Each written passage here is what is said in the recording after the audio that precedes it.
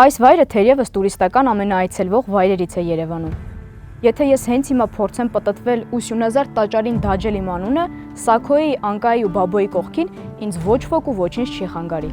Ամբողջական ամրոցը հսկայական գումարներ է պետք, բավական մեծ, մի քանի միլիոն դոլարից սկսած։